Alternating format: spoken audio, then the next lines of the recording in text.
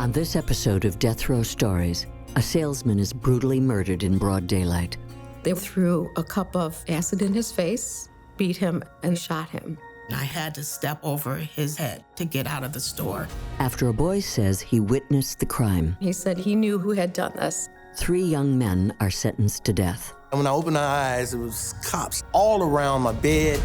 But when a journalist unearths a tragic secret, Eyewitness testimony with no corroborating evidence. his report might save innocent lives. You know something, you tell. So I told the police I know who did it. There's a body in the water. He was butchered and murdered. Many people proclaim their innocence. In this case, there are a number of things that stink. This man is remorseless. He needs to pay for it with his life. The electric chair flashed in front of my eyes. Get a conviction at all costs. Let the truth fall where it may.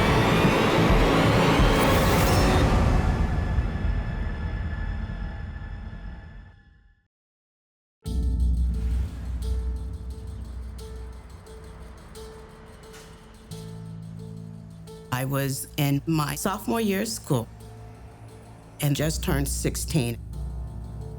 I got out of school and my mom needed for me to go to the store. So I got off the bus. I walked up the street and there were 2 boys that were leaning against the store.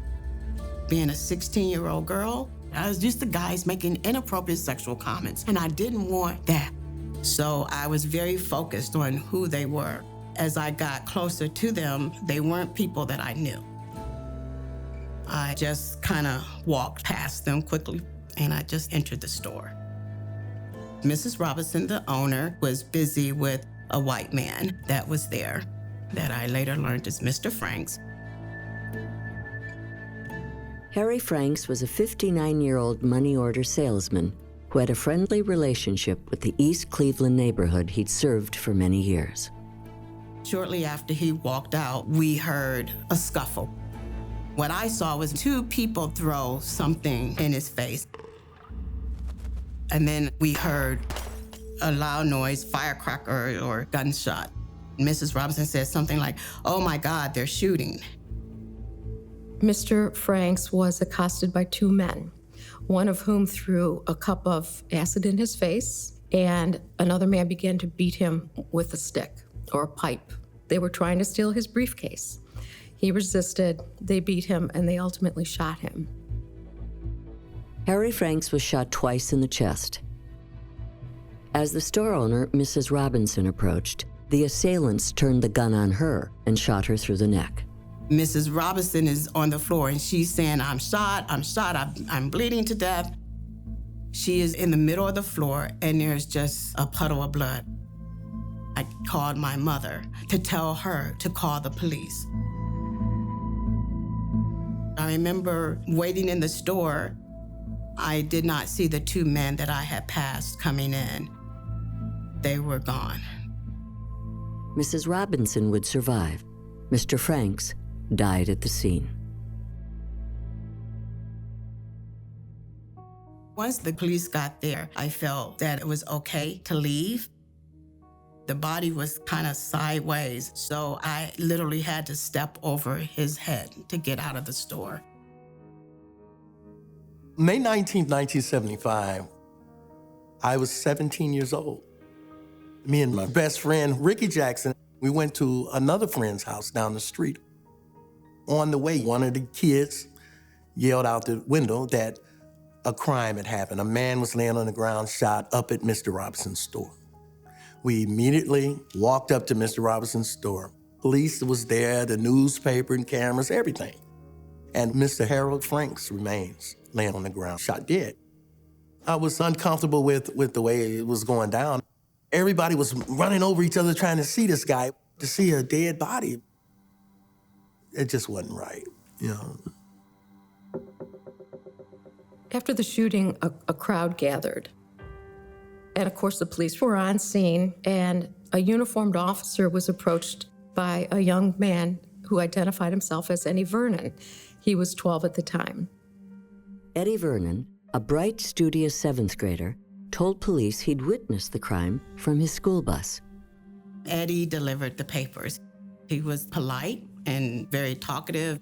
You know, everybody knew Ed.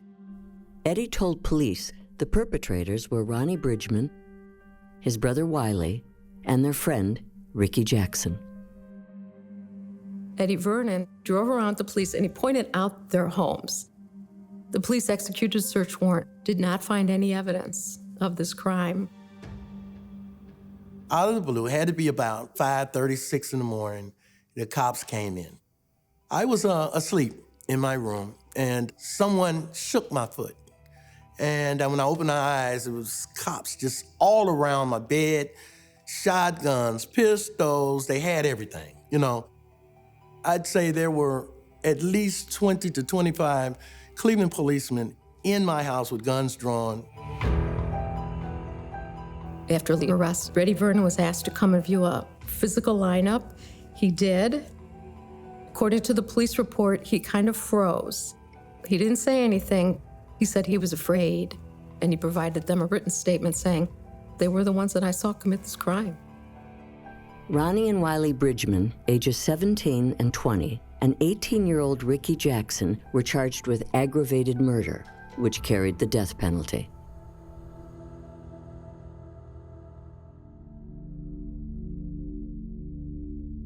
In the summer of 1975, Ronnie, Wiley, and Ricky were tried separately. All three were assigned public defenders, and all three faced the same arguments from the prosecution. I believe that the state proved their case at these trials. They had Eddie Vernon, who was a very compelling witness.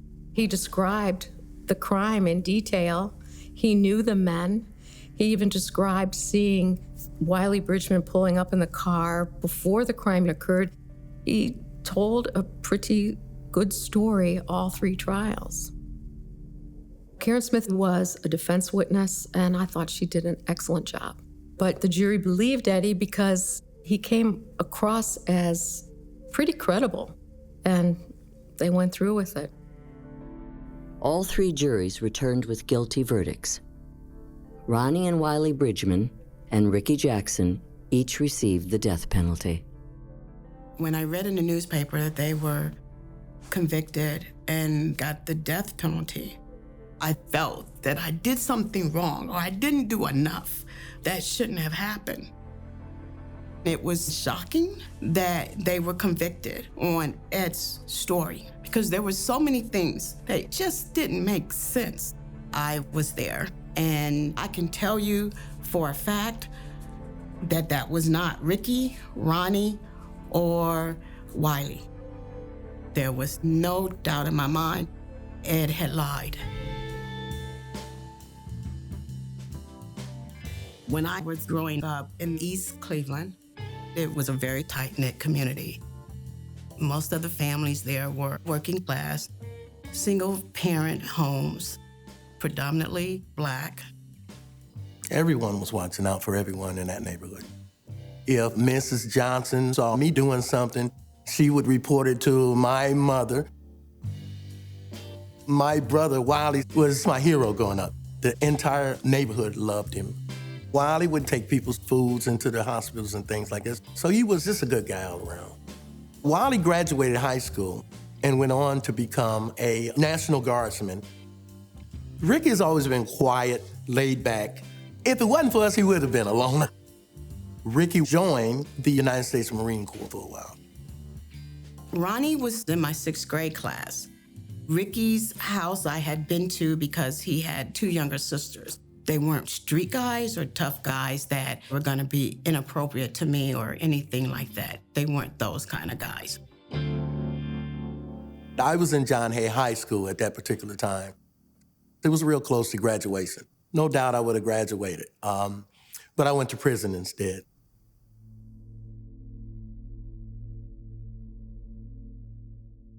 By January 1976, Ronnie, Wiley, and Ricky found themselves in solitary confinement on Ohio's death row. When I stepped into cell 43, and that door closed behind me, and I heard that cling, cling sound. I was only 17 years old, and I could outstretch my arms and touch either wall. Death row is punishment within the punishment.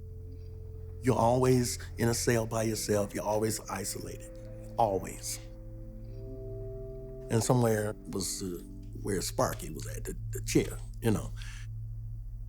All of us had an execution date. They say it's a jury of your peers. I had never seen none of those white people that were on my jury, so they were definitely not my peers. Race prejudice is a national problem. Riots broke out this summer. The shooting at the Crawford and Hutt Street intersection lasted. Cleveland exploded during the race riots of the late 60s. In Cleveland, firemen were driven off and rioters manned the hoses. There was a tremendous amount of poverty, discrimination, and police brutality. The Cleveland police had been a cesspool of corruption. The police department was essentially out of control. The Kwame, Wiley, and Ricky case intertwines with the conditions of that period. In 1978, Ohio's death penalty practices came before the U.S. Supreme Court. Today, the Supreme Court, in striking down Ohio's death penalty law, cast new doubt on the future of the death penalty. The court ruled that Ohio's laws were prejudiced against the defense and banned capital punishment in the state. This ruling affects all 99 condemned prisoners on Ohio's death row. I was transferred into general population, but they didn't allow my brother to do that.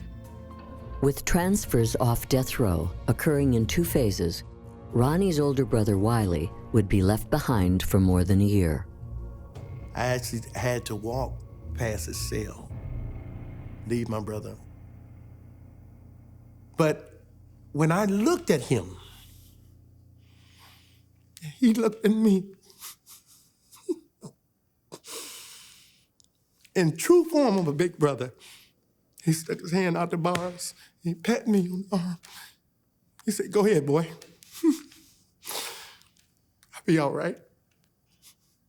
And when I walked past him, I swore to God, "I'll make it right for you, brother."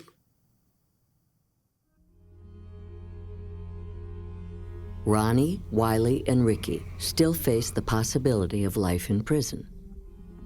All because of the testimony of a single eyewitness.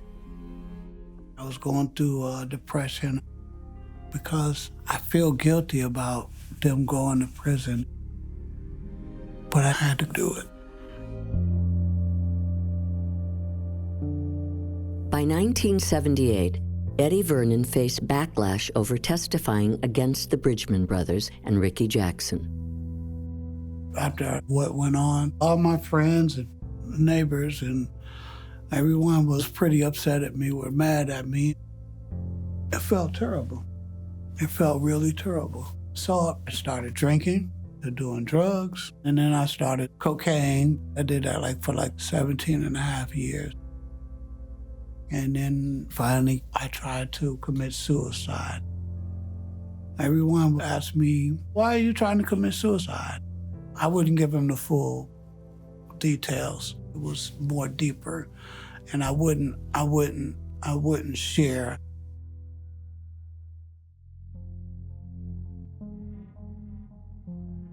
Four years after entering prison as death row inmates, Ronnie, Wiley, and Ricky were now serving life sentences in general population. On death row, there's a sense of comfort. You know, you're in a cell all by yourself. In general population, every meal, breakfast, lunch, and dinner, somebody got stabbed. The only way that you can get around that really is to be some kind of servant in the institution. So I cut hair. You don't want to beat me up if I'm gonna mess up your hair. Ricky was Mr. Green Jeans, doing the flowers. Something as small and as delicate and as sweet as a rose can make a man feel some comfort. My brother Wiley suffered the worst of the three of us because of the situation. Wiley began having outbursts of violent, self-destructive behavior. He was diagnosed as paranoid and schizophrenic by prison doctors. and often spent time in psychiatric units. And then my mom died. And man, oh man. That was even worse than being on death row for something I didn't do. But what it did, spiritual-wise, is sent me into another tailspin. So I had to go and reinvent myself. Ronnie had been studying Islam and now found solace in its teachings. He decided to change his name from Ronnie Bridgman to Kwame Ajamu. Ajamu means he fights fiercely for what he wants. And God damn it, if that ain't who I am, then I don't know what to tell you.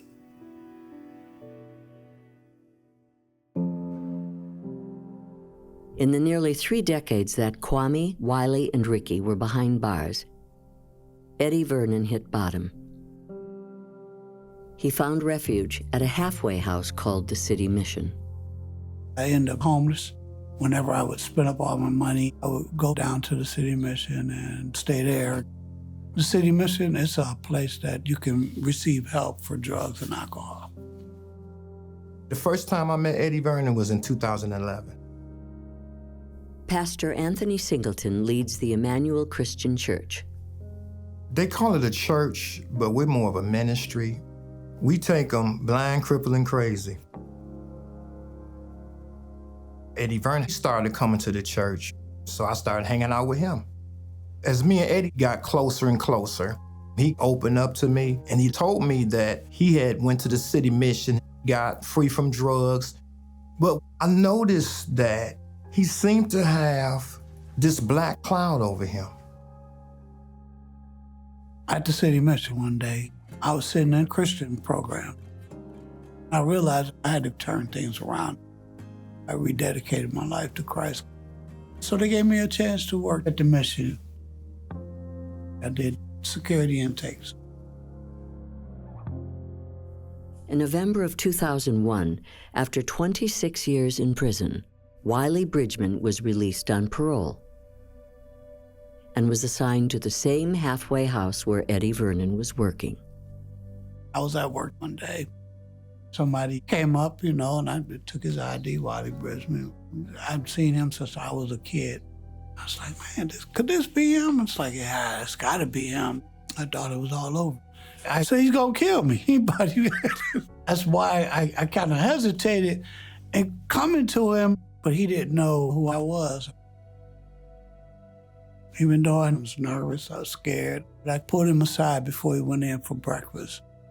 And I said, you don't know who I am, but my name is Edward Vernon. He was like, what?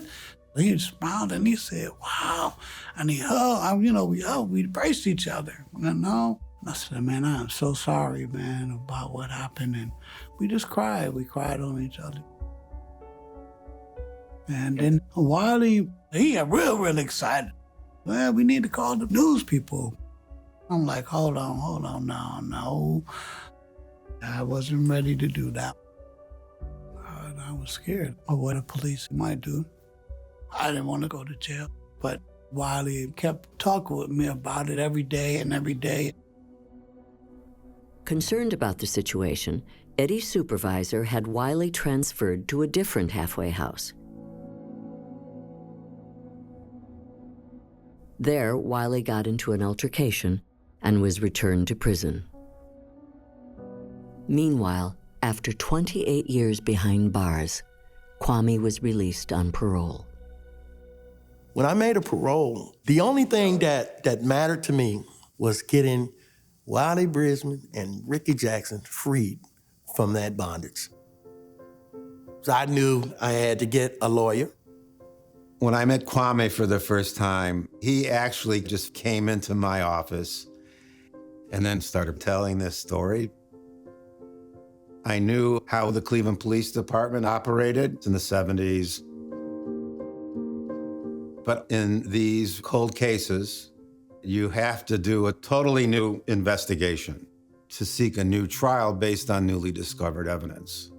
We didn't have the thousands of dollars to invest in a private investigator. But I had just met a young journalist working for an alternative newspaper. He had something interesting he thought I should look into, and it was Kwame Ajamu's case. I realized this was much bigger than just another story I was going to file. I had never heard anything about Kwame Ajamu's case. I mean, this case happened 10 years before I was born, but it just seemed pretty interesting. So we met at Starbucks.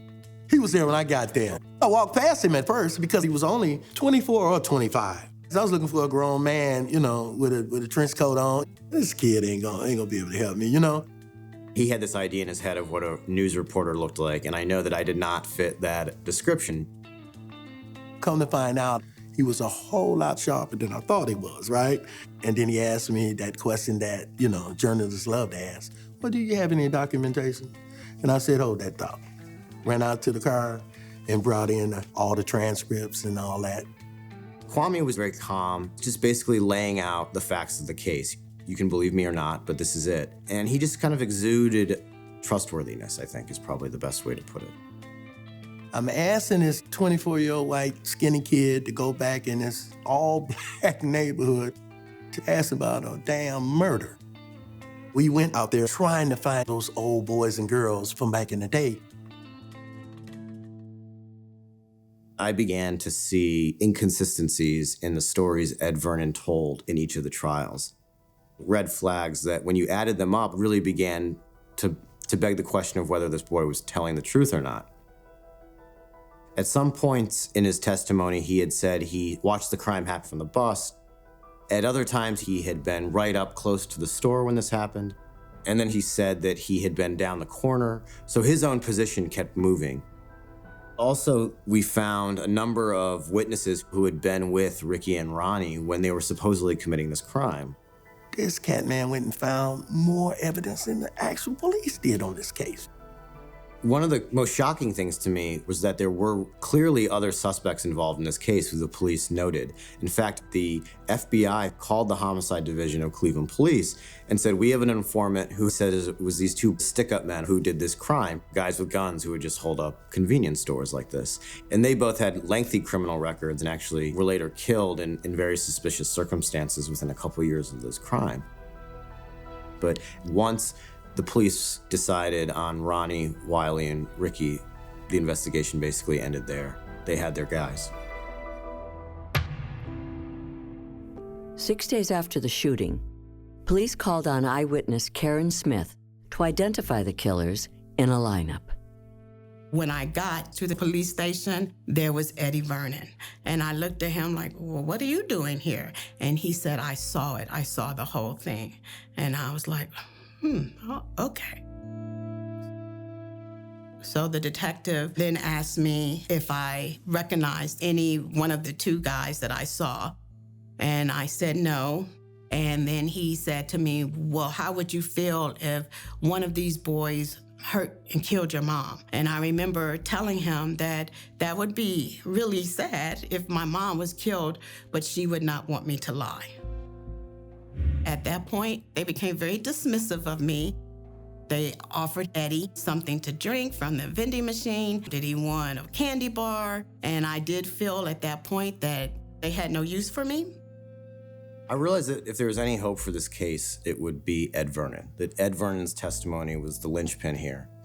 So it really became imperative to find him somehow. I received a phone call in my office one day asking for Eddie Vernon. So I said, well, Eddie's not here. I says, who are you? And he said, my name is Kyle Swanson. He said, well, you just tell Eddie that I was trying to get in touch with him. Ed had become, in my mind, this villainous character. And all of a sudden, my phone rang, and there's this very raspy voice on the other end, and it was Ed Vernon. And he said, I heard that you're trying to find me. I know what this is about. I don't want my name appearing in any article. And I explained to him, well, this article's coming out. Your name's going to be all over it. We really need to talk about what happened in 1975. And he said, no, I'm not talking about it. And he hung up.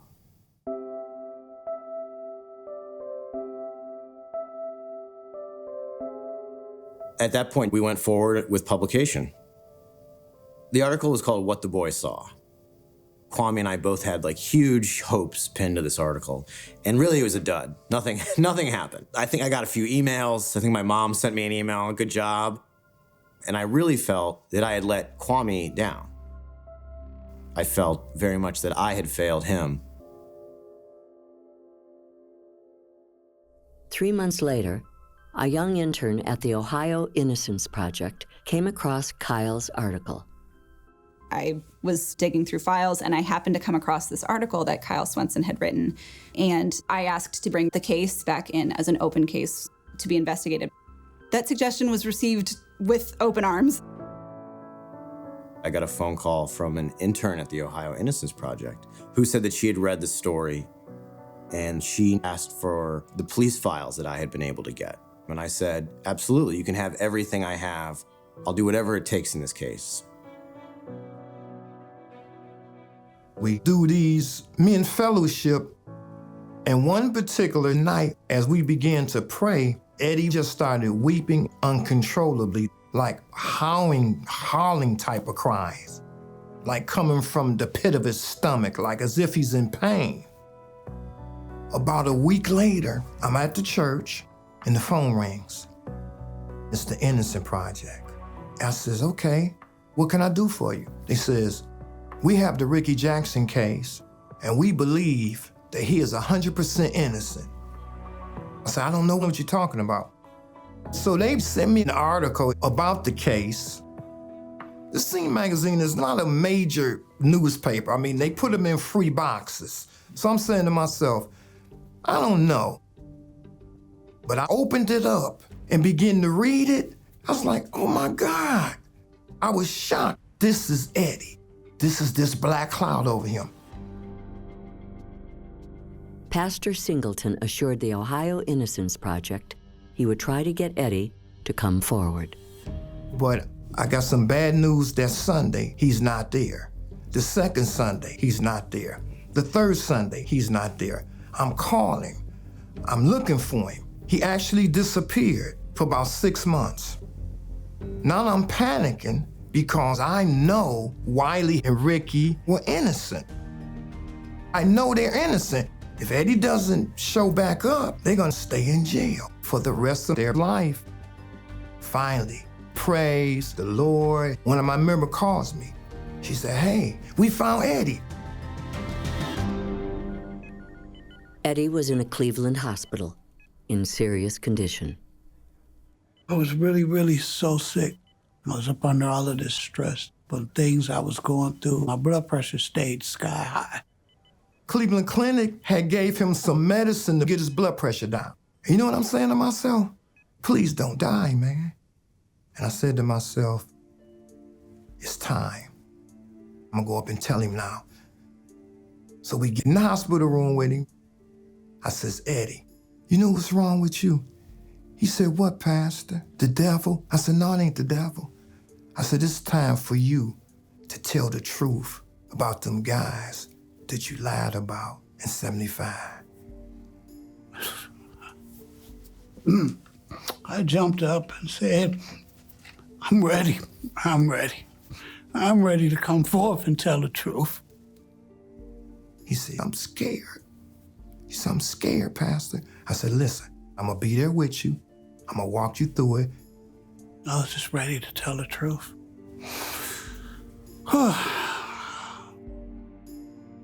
With Eddie's recantation, the Ohio Innocence Project was ready to go to court. But attorney Terry Gilbert felt they faced an uphill battle. I never saw a recantation prevail. There's a built-in skepticism of anybody who testified under oath at a trial and then comes back and says, well, it's not true, because there is a lie there somewhere. And so to find a witness that would be so compelling and so credible that the legal system would recognize as a reason for a new trial was a real long shot. In March of 2014, the Ohio Innocence Project filed a motion for a new trial for Ricky Jackson, who had spent 39 years behind bars. Out of the blue one day, I get a phone call from the Ohio Innocence Project. and they said Ed Vernon's recanted his testimony. We're moving forward on this case, and that was like a lightning strike to me because basically those are the words I'd been desperately waiting to hear for so long. And I immediately called Kwame. He said, Edward Vernon has recanted. We're ready to go into court, and I just dropped the phone. I lost it. Ricky Jackson's hearing began on November 17, 2014, as a blizzard struck Cleveland. I was really worried that it would give Ed an opportunity not to come to the hearing. And then an older man in his 60s came in, kind of hunched over guy in a big coat. And I knew right away it was Ed Vernon. Coming up there and testifying, it was scary. I was afraid. Mary McGrath was the prosecutor at the hearing. I did my best in trying to cross-examine him. Eddie Vernon just kept saying, I made this up. The police made me do it.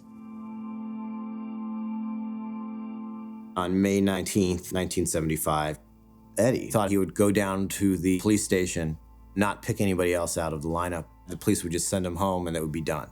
But instead, he was taken into a back room and a Cleveland police detective began screaming at him, slamming the table. Ed was crying, he was terrified. And so he said, okay, I'll do whatever. And then these police detectives typed out a statement implicating Ricky Jackson and Wiley Bridgman and Ronnie Bridgman, which Ed eventually signed.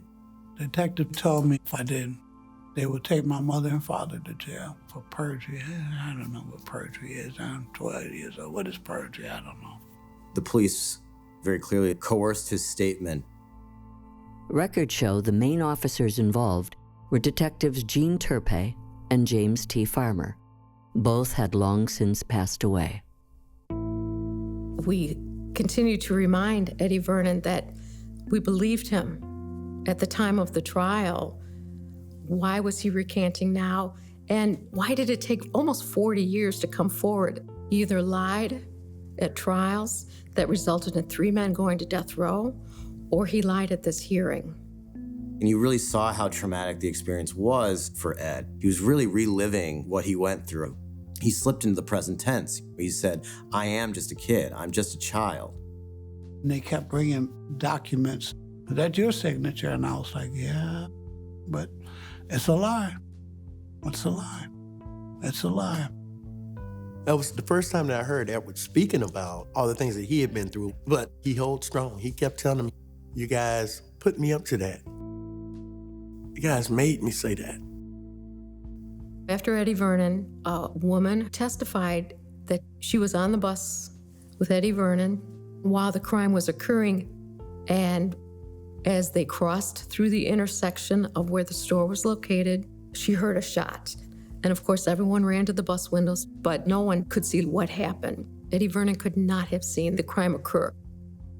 When the court adjourned for lunch, Mary McGrath's team met for a hastily arranged conference at the office of her boss, prosecuting attorney Timothy McGinty.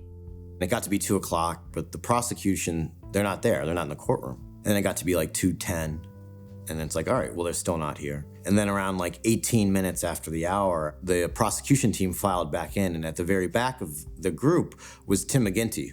And so I thought, oh, this is gonna be interesting. What's he doing in this courtroom? During that recess, we told Prosecutor McGinty there was so much doubt after listening to the testimony at that hearing that we felt that any doubt had to be resolved in Ricky Jackson's favor. So the judge asked McGinty, what he wanted to say. And I'll never forget the quote. He said, the state concedes the obvious. They would stop their opposition to the motion for new trial and recommended that the case be dropped. Mr. Jackson, you're going to be free to go. Life is filled with small victories, and this is a big one. I was shocked. Everybody was shocked. It just felt like the world had just been flipped upside down. Ricky was just, overcome with emotion. Pastor Singleton called me and told me, he says, they let him go. It's like, oh my God, I just began to cry out. They told me that also Wiley Bridgman's going to get out and they're going to be exonerated. It's like, wow, I was so excited. I was really so happy. Kwame was also exonerated, clearing his record of the murder conviction. I know it's been a long time, Mr. Ajamu. I'm glad that justice finally arrived for you after all of these years. And the judge got off the bench, walked up to the console table, and he broke down crying. Man, she hugged me so damn hard. I mean, it was just so emotional. It was like, wow, oh, happy day. Happy day. Murder charges dismissed here in downtown Cleveland. Jackson is now a free man. 39 years behind bars. On Tuesday, the prosecution's key witness admitted that he lied back in 1975. Jackson is the longest held prisoner ever to be exonerated in the U.S. Ricky came out. Then Wiley came out. I hadn't seen my brother since 1996. My head was spinning. My God. It was the greatest moment of my life. You know, words can't express how I feel right now. I'm just glad to be out, glad to be a free man. And all I kept hearing was, free at last, free at last. Great God Almighty. Free at last. A lot of people will want me to hate that person and carry animosity towards him, but I don't. People have to remember that in 75, he was a 12-year-old kid. We've been through a lot together, and we made it. You know, we're here, we made it. They all told me that I forgive you, man. But I still haven't found a way to forgive myself for all of this and hold all of this guilt and everything inside me, and I don't know how to release it out, and I can't. I don't know. We end tonight with a man who survived on hope. He didn't say where he was going. How the wrongfully convicted reclaim their lives. The way the story was being covered really was this celebratory tone, you know. Imprisoned by a lie, set free by the truth. That something had gone wrong, but now it was fixed. You know, the system worked. But no, it wasn't a happy ending. They could easily have died in prison. There was corruption, there was racism, there was unscrupulous acts by the police. They were all complicit in what was done to these young men. But there's no consequences, no accountability for them. We need to have laws that deter this kind of behavior. We cannot allow this to happen again. 2 years after Ricky Jackson was exonerated, he attended a town hall meeting during the 2016 presidential race. I did spend 39 years of my life in prison for a crime, a murder I didn't commit. I came perilously close to my own execution. There are documented cases of innocent people who have been executed in our country. I would like to know, how can you still take your stance on the death penalty? This is such a profoundly difficult question, and what I have said and what I... Support for the death penalty has declined in recent years, with 24 states no longer allowing it. But opinion polls show a slim majority of Americans still approve of capital punishment. There has been executed innocent people. They put somebody in the ground that they shouldn't have. Just that this cop wanted to clear the books, or that prosecutor has an agenda to rise in his or her profession. People go missing in the system. So listen to someone that tells you from experience, hey man, I'm one of the missing that's been found.